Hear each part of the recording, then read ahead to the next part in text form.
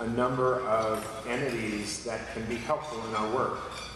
We have access to well over 100,000 workplaces in our workplace giving campaign, which means we have a unique ability to hear the business community. And in the few sessions I was in this morning, that seemed to be an ongoing trend, which is how do we be responsive to what the business community needs? And how do we provide the services to the people we're trying to connect into that world of workforce and sustainable employment? And so being able to leverage and hold your United Way accountable to help create that partnership and that bridge is critical, because they can help in many respects create that partnership. I want to talk a little bit about some of the trends I'm seeing partly from the United Way lens.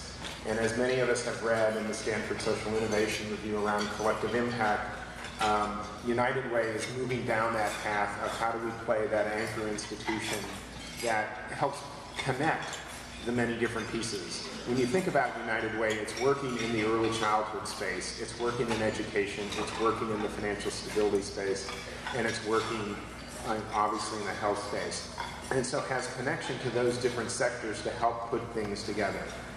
We're moving away from just funding direct services, which is very much client-focused, which is what all of you do, to looking at how do we address the influences on those populations. What's going on in the neighborhood? So many of you come from the community development background here, and so there's a real important role that you all play. How do we think about the networks that those families have in their communities? And how do we think about the system and everything else that's surrounding that and create those changes that are necessary? So really want to kind of think about, it's important that direct services are there, but how do we also begin to get to the underlying factors that need to change the underlying conditions in what has been, in many respects, an intractable set of conditions in our community, whether it's the high school graduation rate or the fact that we've got the real wage dropping over the last 20, 30 years. Those conditions have to change. And so in many respects, United Way can serve as that anchor institution to help do that. But the other thing we need is we need the active participation of the community to help solve those problems as well. We in this room alone cannot solve those problems.